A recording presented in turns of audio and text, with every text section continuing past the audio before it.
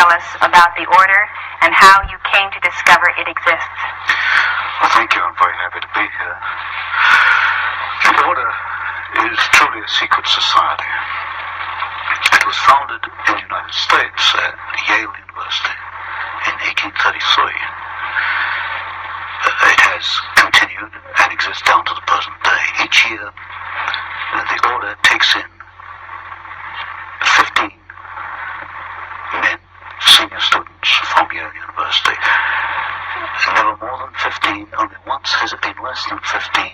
In 1946, they took in, I think, 10 rather than 15 members.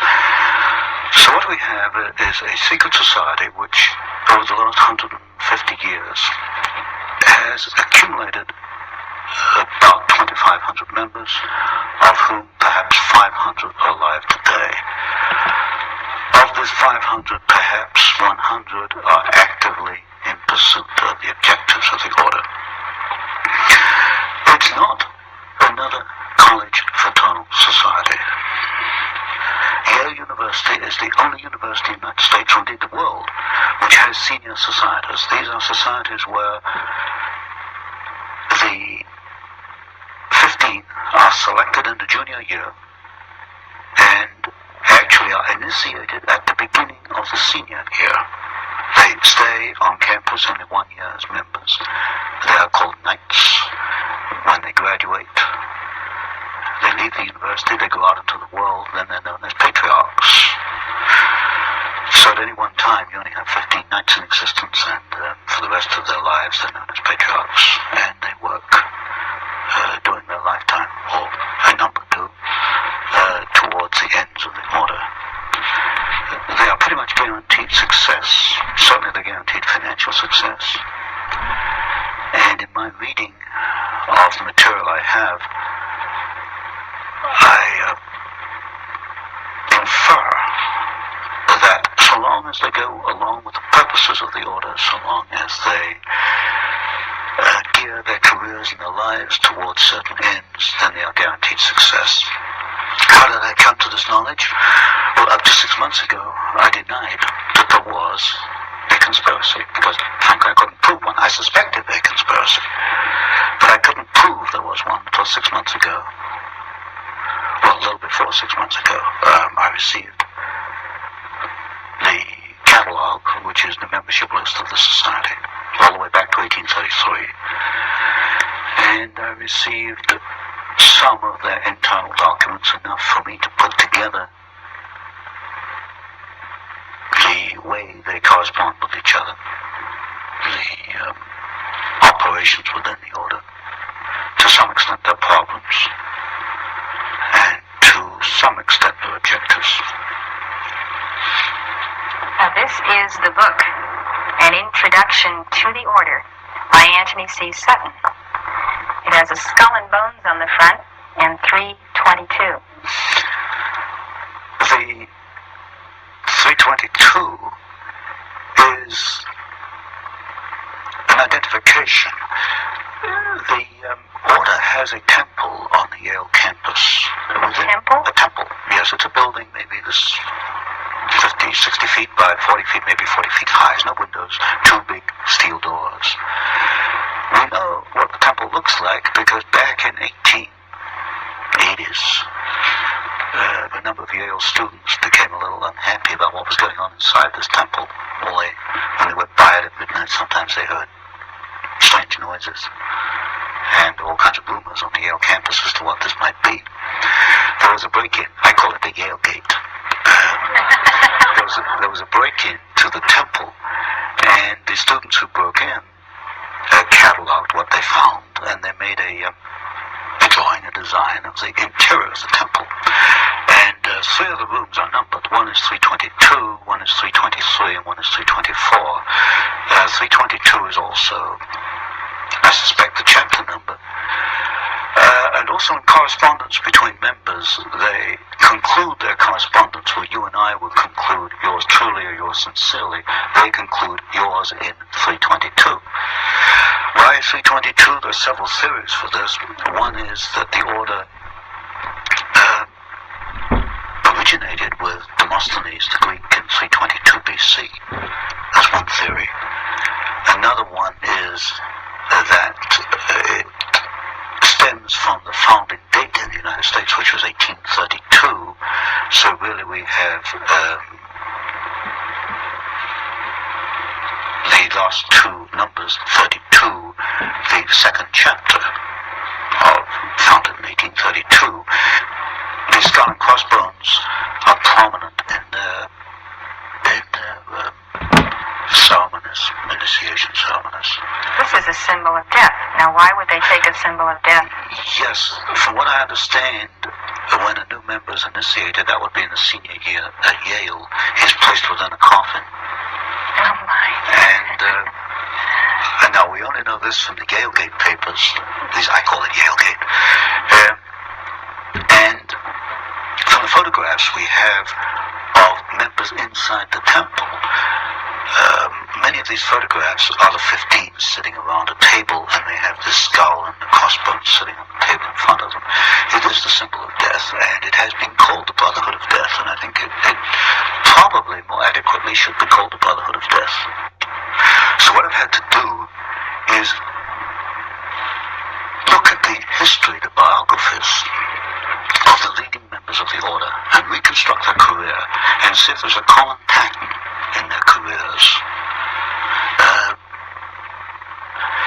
While doing that, I came across some interesting documents. Some members apparently are not too happy once they become involved with us after 10 or 20 years. One member in particular left a memorandum he wrote in 1932. He was buried away in his papers. I don't think anybody found it before I did. And it was a 6-page memorandum on the order, naming some of the members, and said it was the most sordid thing that ever happened in the history of man. So, but to go back to my point, I have to reconstruct the objectives. What are the objectives? In the words of one member, might is right. If you have the power, you use it to achieve your objectives. What is the objective? As you look at the histories of individual members, it can only be one thing: to acquire power, to keep power, to use power for their own purposes. That senior year selects the next group from the junior class. Within the order, each group of 15 are known as clubs. I call them cells because they're very close to the Jacobin cell, the revolutionary cells, but internally they refer to them as clubs. Each club has an identifying number. For example, Averell Harriman is a very influential member of the order, the son of Edward Harriman, the railroad magnate. Harriman was initiated in 1913.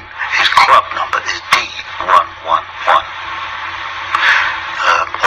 All the other 14 of D111 have died off. Averell Harriman is the only one left. To come to the other part of your question, who are some of the significant members? Today, 2 men stand out. One is Averell Harriman, who is I suppose, the chief financial angel of the Democratic Party. The other is Vice President George Herbert Walker Bush. The Bush family is quite prominent within the order. Now, if you go back in history a little, you'll find that George Bush's father, Prescott Sheldon Bush, was also a member of the order. He was a member of Brown Brothers Harriman, which is the Harriman private banking company. So today you've got 2 men who are supposedly in politics in opposition, Bush and Harriman. Actually, they're members of the same secret society. And Bush's father was not only a member, he was a partner in what was then Harriman and Company, which later became Brown Brothers Harriman. So behind the scenes, and this is something you don't see until you investigate it, people who appear to be in opposition politically or financially or industrially or in many ways are working together. Other members might be William Buckley. Now, William Buckley became a member in 1949, but the preceding class to that was Bush, 1848. So you get Bush was amongst the 15 who selected Buckley, and Buckley's club, that 15, was the 15 that selected, for example, one of the new members for 50 was the Reverend Sloan Coffin Jr. The Reverend Sloan Coffin Jr. at Yale was at the core of the anti-Vietnamese anti-Vietnamese war disturbances on Yale campus. This is typical. You'll find that men in the same society will take opposite positions in public. So you've got William Buckley, whom I call a House conservative, as a member, but so is a man, for example, called Edwin Burt, who has a string of communist affiliations which is about that long. And we'll get into this later. The method they use is that of the Hegelian dialectic. Thesis played against antithesis leads to a synthesis. In other words, for Hegel, for history to make progress, you have to have conflict. And when you look at the key people in the order, you will find that they generate conflict. So Bush and Harriman politically are conflicting. Coffin and Buckley, although part of the same order, are in public conflicting with one another because conflict leads to the new synthesis. Other prominent members, one of the most prominent was Howard William Taft, the only man to be both President and Chief Justice of the United States. The Taft family founded the order in the United States. There have been 8 members, 8 Taft family members within the order. Taft was probably the most prominent member around the turn of the century, 1910-1920. Stimson, who was Secretary of War under Taft, then Secretary of State under Hoover, Secretary of War under Roosevelt. In other words, at that level, politics disappears, and people often wonder, why does a Democrat join a Republican administration? If you check back, you find often there's not as a member of the order. So key people would be people like Taft, Stimson, Archibald MacLeish, who wrote the Constitution for UNESCO, also Librarian of Congress, the Bush family, the Walker family, and above all today, if there's a godfather in the order, it's Abel Harriman. Exactly what causes does the order espouse, and why are these divergent to those of our founding fathers? Well, the causes one can only deduce at this point from the operations of these men as individuals and working together. They want to acquire power above all. Power Political to do what? power. As you look at their actions, the political power is to bring about what they call a new world order, which is a one world. But they use the Hegelian techniques. We know enough about Hegel to know that not only does this mean the dialectic process, the creation of conflict, but it also means that individuals such as you and I, or anybody watching this program, will be cogs in the state, that we have no individual rights. Our rights for Hegel, individual rights for Hegel, come about through obedience to the state. We see it in the educational process, which we'll probably talk about later, that we have adopted what I call a Hegelian system of education, which is not to bring out your innate talents, but to prepare you to be an individual cog in the state. Now, are you saying the members of the order believe this, and this is a part of their worldview?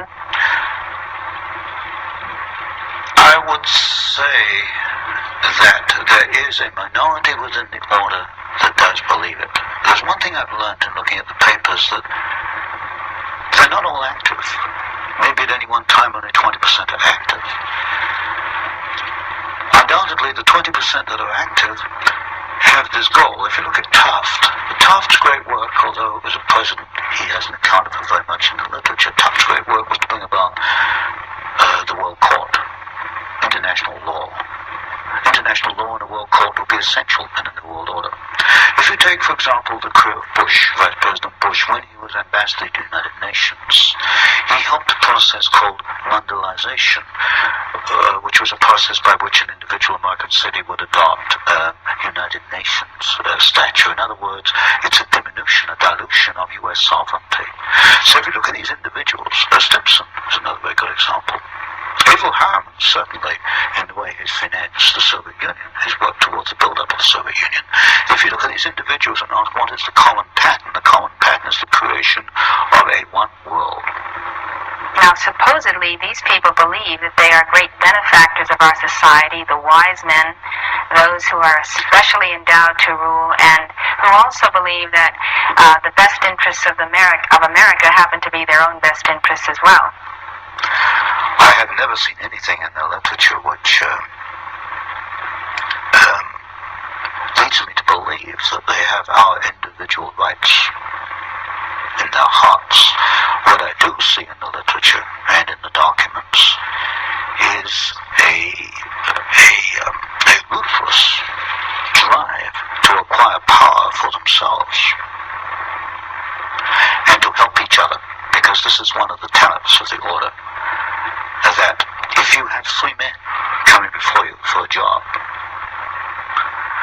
the preference absolutely goes to your brother in the order. This is in my book, The Order, Introduction to the Order, I call these the chains of influence. And I trace one pattern where Stimson brought the McBundy family into the War Department. Then the McBundys go on and become key people both in the Department of Defense and in the Council on Foreign Relations. They help each other along the way. And when you get even a small number of men doing this, it can exert a very powerful force, a very powerful influence. So the basic assumption is that because they know what is best for America, the way to preserve that is to amass power to see to it that the destiny they envision comes to pass. My assessment is they're not thinking what is best for America, they're thinking what is best for the order. What is best for the order first. Is what is best for America.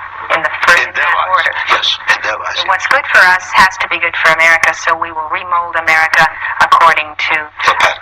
That's right. Yeah. It remains secret for 150 years because these people are under an oath not to talk about it. I understand that a member of the order may not remain in the room if it comes under discussion. Now, if I can elaborate on this a little bit, this poses a problem for Mr. Bush, because I write something called the Phoenix Letter, which is a monthly newsletter, and last November I began to open up. And a reader wrote to Mr. Bush and said, here's what Mr. Sutton says, are you a member of this order? And the letter the reader got back was very interesting. It said, in effect, that the Vice President was not a member of a sordid secret society. That was not the question. The question was, are you a member of a secret society? The answer came back, he is not a member of a sordid secret society. Inserted the word, you see. This was a reader who doesn't give up, so he went back again. And I understand that, as it stands, as we are now, that Mr. Bush is not willing either to admit he is a member of the order or to deny it, because they're under this oath not to discuss it. So when people look at the Council on Foreign Relations, in effect what they've been doing is looking at a kind of a veil which hides the order? Yes. The core of my work came about almost by accident. If someone had not donated to me the membership list, we wouldn't be here today. It's remained secret because nobody has done that. Everybody's been looking at the Council on Foreign Relations, the Trilateral Commission, the Bilderbergers. They are not truly conspiracies because the membership lists are open. The membership list of the order has not been open. So there's a distinction between the CFR and the Trilaterals and the order. CFR and Trilaterals are not conspiracies because they are not secret. They do what comes naturally. And this, of course, is very different argument to many people who promoted conspiracy have made. They get across the idea that these people telephone each other and have little drawings and maps and diagrams. They don't operate like that at all. If you meet these people, they think alike. They talk alike. They come up with the same ideas simultaneously, and they move simultaneously. No one has to do. So they're a breed. They're a breed. Exactly. Now, Tony, what has this breed done? What are their chief accomplishments in molding domestic and foreign policy and actual events in American history since their founding at Yale? One is they have acquired enormous political and financial power. You'll find representatives of the order in politics. What have they done with this power? What has happened to America that would not have happened had they not been the order? Creation of war and revolution. Specifically, which ones? The third book in this series, which I'm bringing out, takes two wars and one revolution. Well, two revolutions and one war. World War II, the Bolshevik Revolution and the rise of Hitler, which I call a revolution in Germany, we can find the order behind the Russian Revolution, Bolshevik Revolution. We can find behind the rise of Hitler. We can find the behind in the maintenance of both of these systems, the transfer of technology to both. Since you've already proven that Wall Street is behind the Bolshevik Revolution and the rise of Hitler, now you're proving that the order is behind Wall Street. Exactly. Now, who's the key figure in the order or figures that mold Wall Street? In order of dominance, Averell Harriman, partner in Brown Brothers Harriman. Stanley of Morgan Stanley, used to be J.P. Morgan, then it became Morgan Stanley. Those two are the key. Now, what did the order want to accomplish in the Bolshevik Revolution? You create opposing forces which you place in conflict. Out of conflict, you've got profit. You've got political power. And you can direct history. And if you look at the writings, for example, of the Trilateral Commission, they talk openly in the Trilateral Commission about managing conflicts, not solving conflicts, but managing conflicts. Conflict management, that's the cry. So they got the profit, the power, and the management. Mm-hmm. Where did they want to steer history through the Bolshevik Revolution? They wanted to set up, and they did, two opposing forces. Out of that came World War II. There were logical steps in the process. They used the same bank, Guarantee Trust Company, as the conduit for the financing of Hitler, and also as a conduit for financing, and also the early days of the Russian Revolution. In fact, in Russia, Soviet Russia in 1923, a vice president of Guarantee Trust Company was the foreign director of the Roscom Bank, which was the first Soviet overseas bank that was set up. They were that close in those days. You will get a very close relationship between the early Hitler days and members of the order, which is in the third book. I think the order has been at war with the United States in general since 1833. There's no question about that when you look at their individual actions. And that is because if the flower of the United States, the flower of freedom, was to become what its potential was, their very elite positions would not have a stronghold. Exactly. The greatest single threat to this breed that has antedated Christ is the nation that has itself founded upon a constitution that absolutely guarantees the rise of the individual. But this is one of the problems. They cannot live with the Bill of Rights. In fact, this is why when Archibald MacLeish, a member of the order, wrote the Constitution for UNESCO, it was built into there that UNESCO would gradually try to erode press freedoms. In the Trilateral Commission, you find the same criticism. Too much freedom of the press. There's just too much freedom for these people. They can't live with the Constitution. They tried to change the Constitution through the Fund for the Republic down in Santa Barbara. They're not being successful yet, but they realize that there are roadblocks they've got to overcome to achieve what they want. The most unfortunate thing to me is that when the people have coming at them from all directions this momentum of the order, they turn and espouse the order, or they let these people, or have in the past, become their idols, accept that they are an elite, accept that fact that they are superior, accept the projection from them to the people that they're superior. And today you will find people agreeing with the limitation of freedom in various sectors of this country for various purposes. That's a very unfortunate part of our society, that too many people are willing to abandon freedom for security, or what they see as security. You can get secured in a Siberian gulag, but you can get freedom in Hitler's concentration camp. But too many people are willing to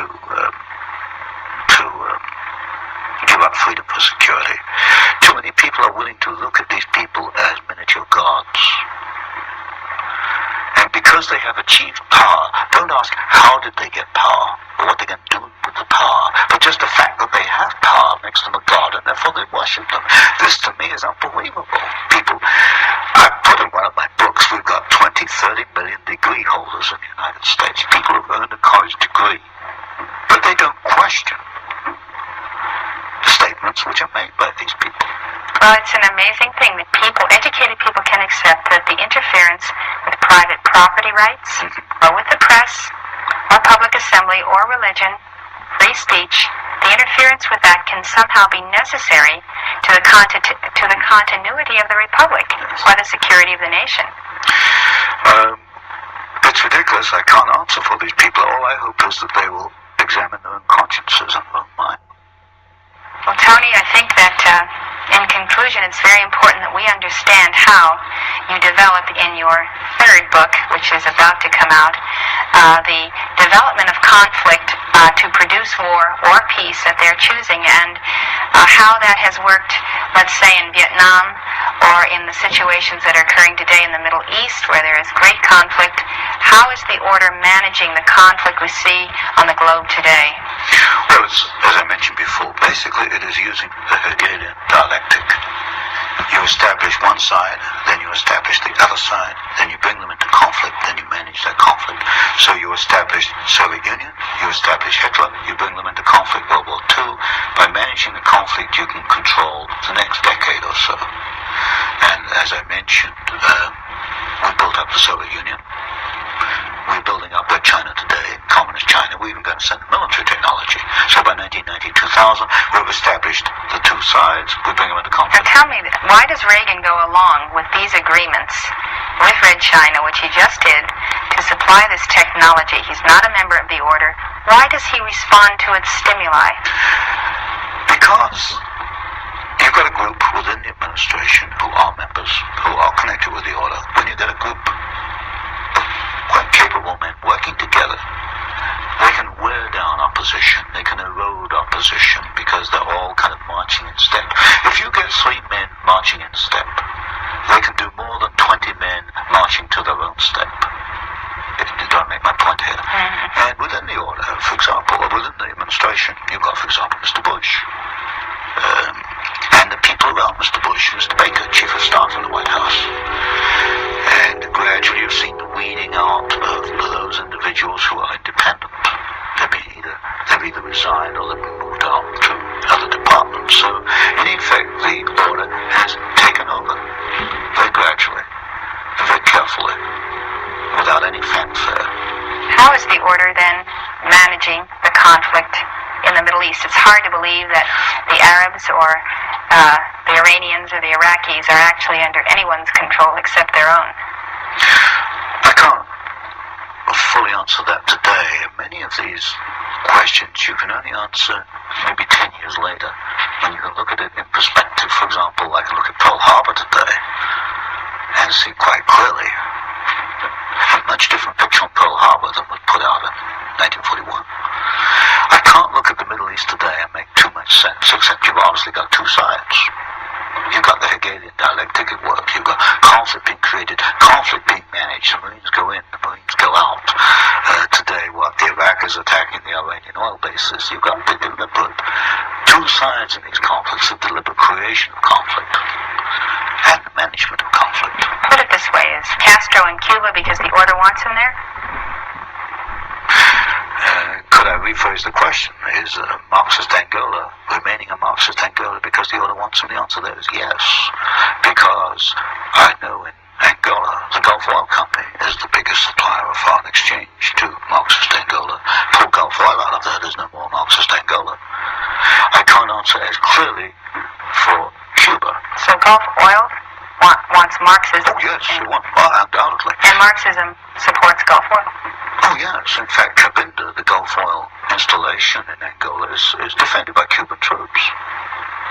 But you see, you've got an interesting phenomenon. I think everyone should hear that one more time. I said Cuban troops.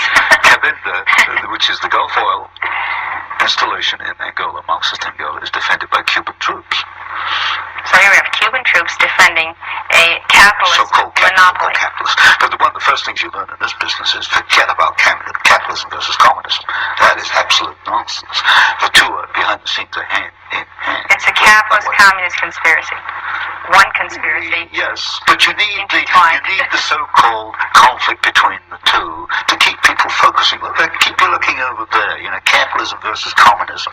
That makes a nice little picture. You get books on it and films on it. Capitalism versus communism. That's not where the action is. The action is over here.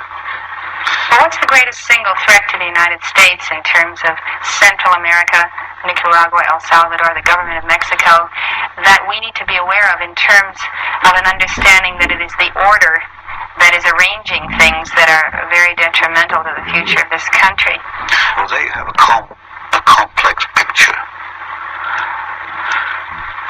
Because it's not only a Marxist movement, it's also a rebellion against poverty, and there's a bit of poverty down there, as we all know. I had to go across the border into Mexico to realize that. You have the intervention of certain religious groups, the Marian Sisters, the Jesuits. There's another conflicting factor down there. You have, for example, in Panama, where the Panama Canal was handed back to Panama, and there's a story behind that which involves the debts that Panama owed to the United States and the functions of Marine Midland Bank. And of course, Sol Leiner was director of Marine Midland, was a negotiator down there. You've got a very complex picture in Central America. What it is the creation of turmoil. Out of it, we will either get bogged down in another war, or we'll get a series of Marxist states. But what we're heading into, I think, is an era where the order is willing to back some Marxist states, but not others. It will back Marxist Angola. It tried to back Nicaragua for a while. It would not back Grenada. In other words, we're getting to a situation where they're good and bad.